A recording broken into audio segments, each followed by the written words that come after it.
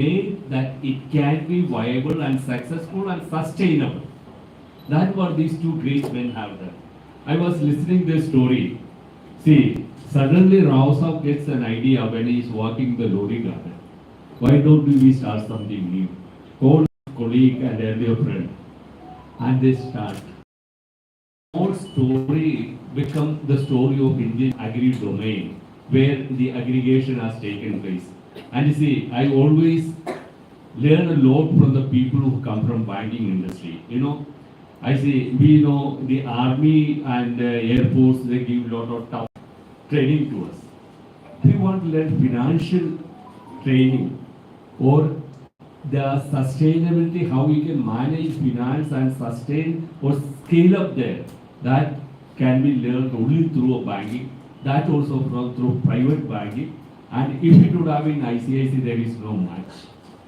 So we have two great people who have come, and I've really wondered how, just to see, can anyone think of lending to farmers so freely, so easily, and make them profitable? You see, the understanding, see, many people lend to farmers, but how? They have a lot of things to add. Here, I think you just depend on the commodity they are placing. And they're getting a huge amount for that. They need to sell the products. What else a farmer wants? If he can get money without selling the product when it is in a decreasing time, and if he can sell it when the price comes up, what else the farmer wants? They should be the happiest man. And that happiness that makes Arya.ag to go up, that happiness, that makes the really enterprise industry. When you give happiness to others, and if that can be a business model, then the scalability will not be anywhere, because all those who are engaged in that enterprise is really happy. They are sharing happiness. That's what they are doing. So I think we have few, both of them will be giving their insights into their agri domain, how they have scaled up, how they are going to serving and going to still better that to the farming community. And you see, anything that do good to the farming community of India, we will be the forefront of them, to be with them, to journey with them, and to make the farmers more accessible, whatever the technology, whatever the products they are coming into. Is it not? Yes. So today we have these two great people. They have taken their time and come here to address Krishi Jagran.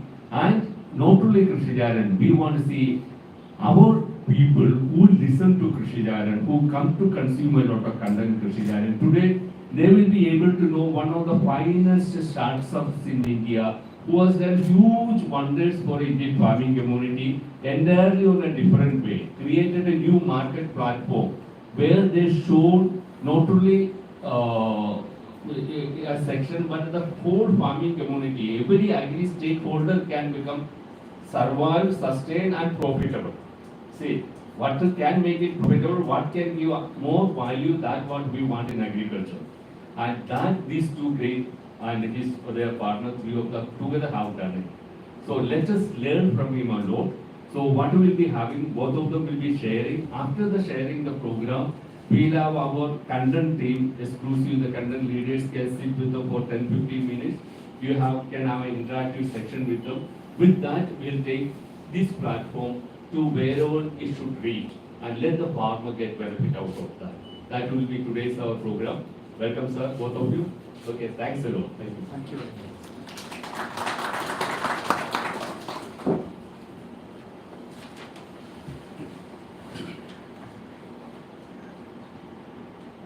So now, as we come to the end of this Chaupal session, I think it's the perfect time for us to capture this memorable occasion with a photograph. Okay, so this, okay, no meeting. I thought it probably might be after the meeting. Okay, so Rao sir, if it would be great for us to have you here, share your insights.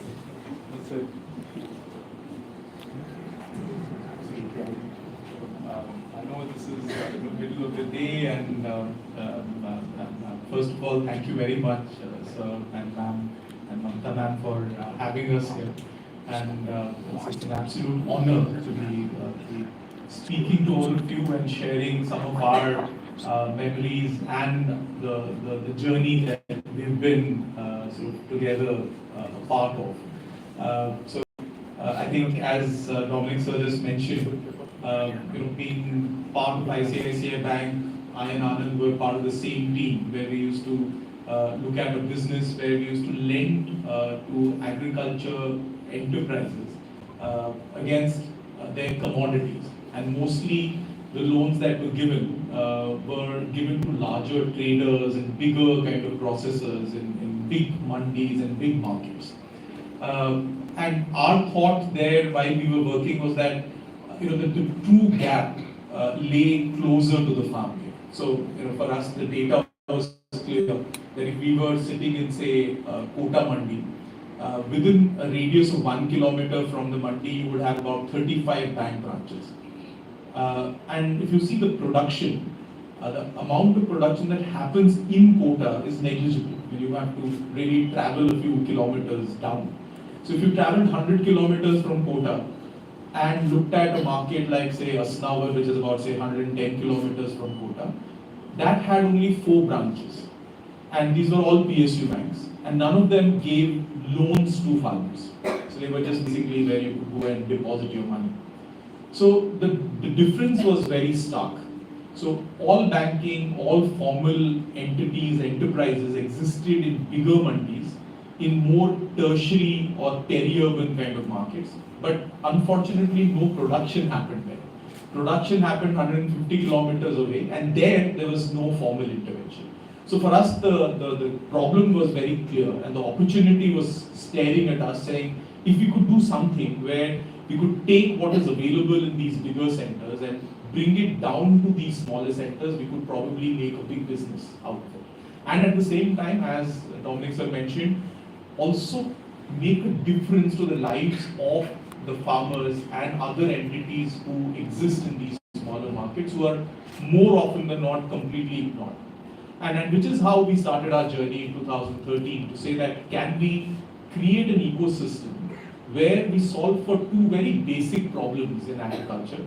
The first one was that farmers in India do not have a choice to decide when they want to sell their produce. If you're a farmer or a smallholder farmer, you're forced to sell immediately after harvest. And unfortunately, that is the time when the prices are the lowest. So you are exploited, you don't have a choice really to decide when you want to sell your produce, and that's your only asset. And the second question that we figured was that these farmers also did not have the choice to decide whom they want to sell that produce to. Invariably, it is some local aradhya, some commission agent, somebody who will come in and procure that commodity from their village. And they never had the option to go beyond their local network. So for us, these were 2 questions that we started out with. And Mamta ma'am was asking today that how has the journey really changed? The way we envisaged Arya 13 years ago to what it is today has stayed almost there because we identified these 2 questions, and whatever we've done so far have always remained around these 2 questions of freedom and choice to farmers on when to sell and whom to sell. So our business really revolves around these 2 questions. So what we basically do in a nutshell is that if you are a farmer and you want to, you have your produce, then you should have the choice to decide when you want to sell. You should not be selling at the distressed prices because you don't have an option. So to be able to enable that, we activate storage closer to the farm gate where the farmer is. And the moment the farmer stores it and waits for a few months, the farmer is also assured of a loan against his or her own produce without any other collateral, any other kind of documentation or any other requirement. And ensuring that they get a loan in 5 minutes of their stocks without any other hassles. So the farmer has now the choice to hold on for a few months that she can sell her produce when the prices are right. And this was a very early realization for us. When we went in, all of us, when we started, we were much younger, obviously. And our belief was that we are going there, we're like, somebody left our banking jobs and we want to make this difference in the lives of the farmer because the farmer doesn't know. But in the first few months of our journey, we realized the farmer is very, very intelligent. The farmer knows that if he or she sells immediately after harvest, the prices will be low. If she could wait for 4 months, the prices could be anywhere between 25 to 30% more than what it was 3 months ago. And all we needed to do was to provide that platform, provide that option and flexibility so that they could do it. And so which is how we brought together storage and finance to solve for the first question on when to sell. And by doing that, we had multiples, hundreds and thousands of farmers, farmer organizations who would store the produce. And then we immediately became a platform which had the largest quantity of produce aggregated on one platform anywhere in the world. And which is why a lot of buyers came onto the platform, saying that, okay, if I need to buy wheat, I know I go to Arya.ag, I know this much of produce of this quality is stored in this location. And which is how, by bringing on those buyers, we were able to enable the choice of whom to sell. The farmers could then decide whom they want to sell that produce to. And in this whole journey, one thing that we've always stayed true to has been that we are not competing with the farmer, we are not competing with the seller of the produce. Because you may see different other various business models where companies come in and purchase at lower prices from farmers and then they sell it to buyers at a higher price, thereby making that profit. Our thought is that we are not competitors to farmers, we are enablers. We are the entity or the platform that connects them to buyers. And which is why the whole model is built in a manner where farmers not only decide when to sell, they decide whom to sell to, and the entire profit goes back to the farmer. And we make our margins or we make a fee out of that transaction. And that's how what we've been able to do is to layer these three services of storage, finance, and commerce and earn revenues from that. So at the end of it, I think the whole business is built around tracking the journey of the grain from the farm to the market. So if you see, it's the farmer's produce which is harvested at the farm and it is reaching the market. What Arya.ag does is basically to touch that grain at multiple points to earn a few rupees out of that every contact that you're making. And by layering these multiple services, you ensure that your relationship with the farmer is not just about some loan or some warehousing service that you're providing. Your relationship with the farmer is continuous. It comes back every year. So like Sir said, the proof of this model is if the farmer earns a higher revenue or increases her income because of this association with Arya. And for us, it's a 7-month report card. The price at which he would store or she would store the produce and the price at which she would sell the produce in 6 to 7 months, minus the cost that the farmer pays us. If that is positive and that is healthy, then the farmer comes back to us. And that is decided in 6 to 7 months' time. And we've seen a very, very high number of retention for our customers.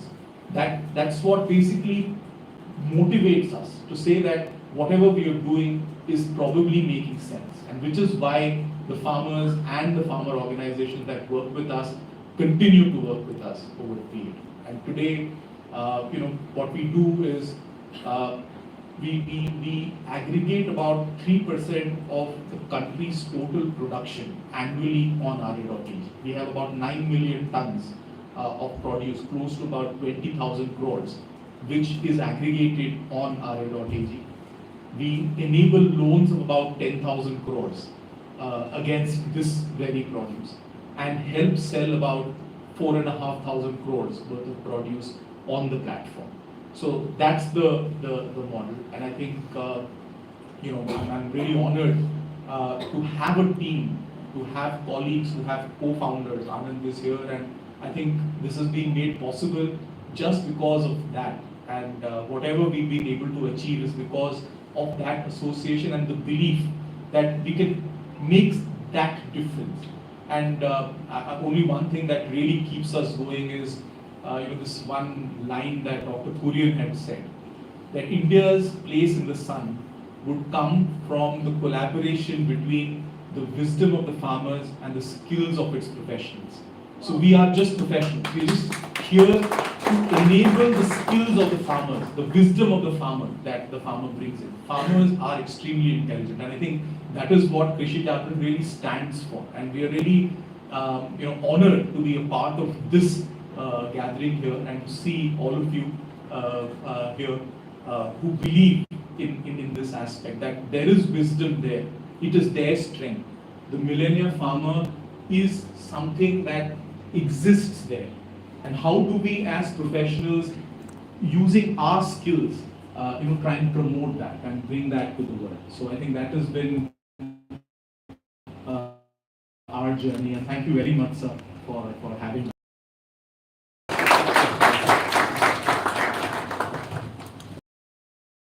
Thank you, sir. And now we do see exploitation in every sector. People do point it out as well. But individuals like you who highlight the problems and come up with solutions is actually the biggest need of the hour. And where you said that you provide farmers with the options to choose as well as an option of freedom. This is definitely the biggest change in the Indian agriculture. So thank you so much. And now I'd like to welcome Anand sir to please share his expertise on the same.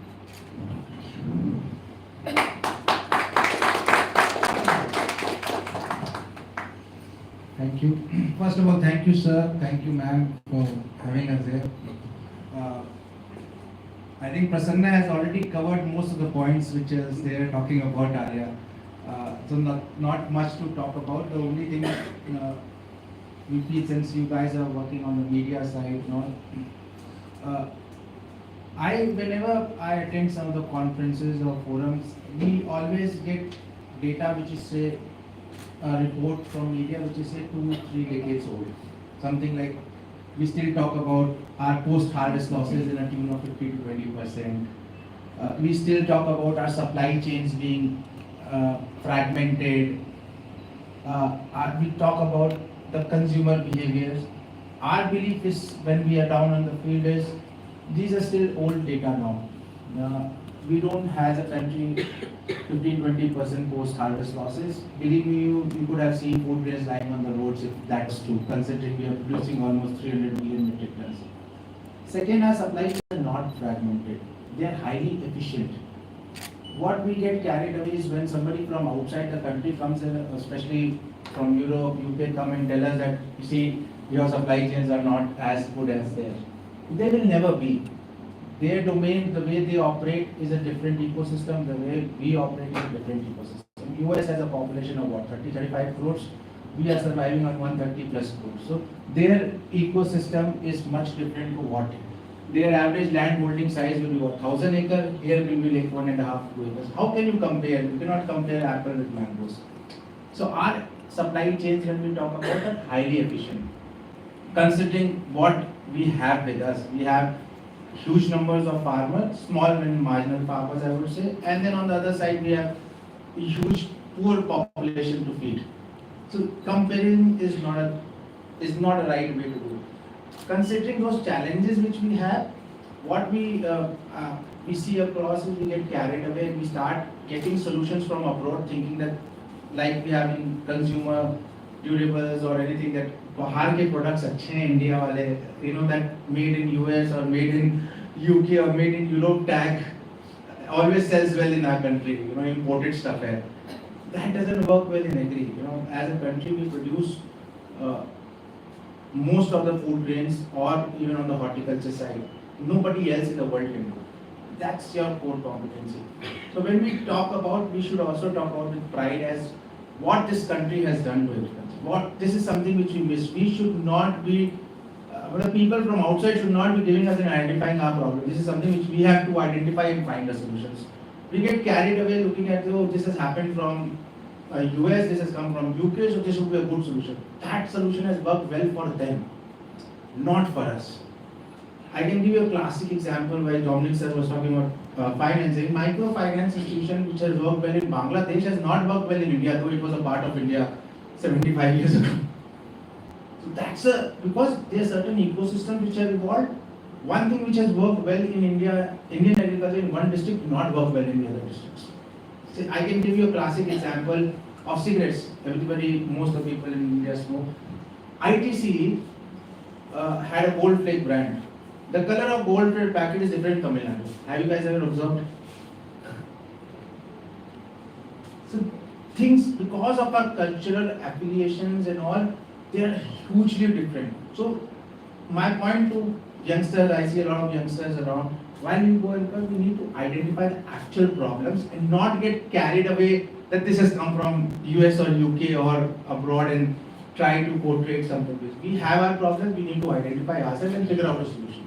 That's where business model works, when you identify a problem and a solution to it, rather than taking a solution and then trying to fix it in the problem somewhere. So that's my take on this. And thank you, sir, and thank you, ma'am, once again for having us here. It's a pleasure to be here, and thank you all of you for your patience hearing. Thank you.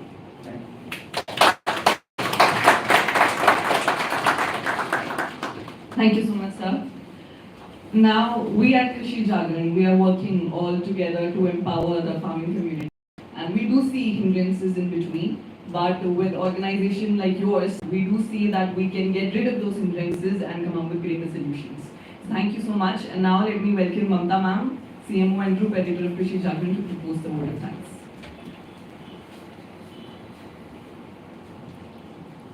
Thank you. Anand and Prasanna, I mean, something that is very endearing and which has always been very inspiring for me as far as Arya goes, is that you have not tried to bring out, I mean, at the cost of sounding repetitive, you've not tried to bring out something, an active service, and teach farmers about it. Because as we all say, farmers are, I mean, their wisdom is unparalleled, they know everything. So you have tried to identify a gap and now trying to bridge it, which has of course been the reason for your success. And another thing, that you have stayed very grounded, have been doing everything very silently, and brought Arya to where what it is now. So hats off to both of you and your entire team. Congratulations to you, and thank you so much for joining us today.